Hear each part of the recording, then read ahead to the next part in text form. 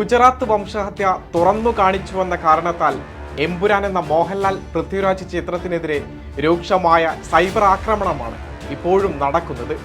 2002 ഗുജറാത്തിൽ മുസ്ലിം വംശഹത്യ നടന്നപ്പോൾ അഹമ്മദാബാദിനടുത്തുള്ള നരോദ പാട്ടിയിൽ ഫെബ്രുവരി 28 കൂട്ട വംശഹത്യയുണ്ടായി.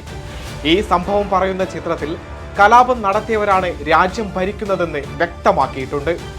ഹിന്ദുത്വ ഭീകരതയും അതിലൂടെ വളർന്ന ദേശീയ പാർട്ടിയും കേരളത്തിൽ വളരാൻ ശ്രമിക്കുന്നതും ചെറുത്തുനിൽക്കുന്നവരെ അന്വേഷണ ഏജൻസിയെ ഉപയോഗിച്ച് വേട്ടയാടുന്നതും കൃത്യമായി ചൂണ്ടിക്കാട്ടുന്നു. ഇതെല്ലാം BJPയെയും RSSനെയുമാണ് പറയുന്നതെന്ന് സിനിമ കാണുന്ന ഏതൊരാൾക്കും മനസ്സിലാകും. ഇതുതന്നെയാണ് ആ പ്രസ്ഥാനങ്ങളുടെ നേതാക്കളെയും അണികളെയും പ്രകോപിപ്പിച്ചത്.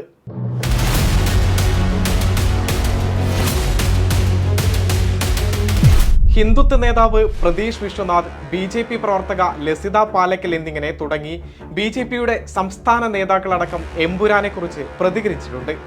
പ്രതീഷ് വിശ്വനാഥും ലസിത പാലക്കലുമൊക്കെ വിദ്വേഷം നിറഞ്ഞ FB കുറിപ്പുകൾ പങ്കുവച്ചപ്പോൾ സംസ്ഥാന BJPയിൽ ചേരിതിരിഞ്ഞാണ് നേതാക്കളുടെ പ്രതികരണം.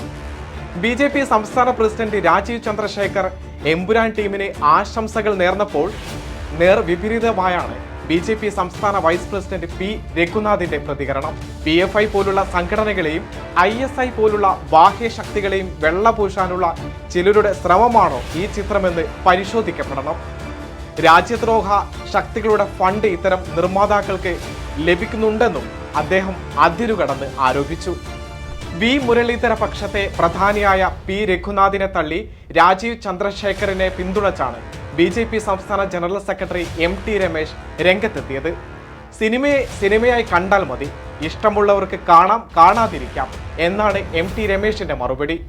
എന്നാൽ ഇതിനെ തള്ളിക്കളയുന്ന നിലപാടാണ് സംസ്ഥാനത്തെ RSSന്റെ പ്രധാന ചുമതലയുള്ള J നന്ദകുമാറിന്റെ അഭിപ്രായം.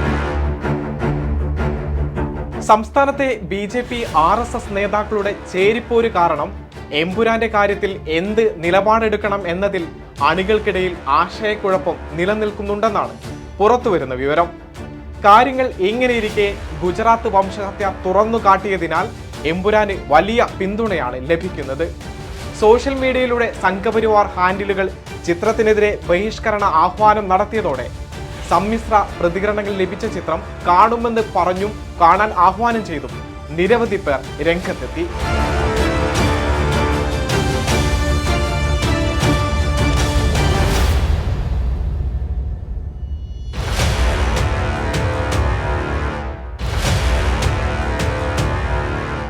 ഗുജറാത്ത് മന്ത്രിയായിരുന്ന മായ കോട്നാനി, ബാബു ബജ്രംഗി തുടങ്ങിയ നേതാക്കളാണ് നരോദ പാട്യ ആക്രമണത്തിന് അക്രമികൾക്ക് ആയുധം നൽകിയത്.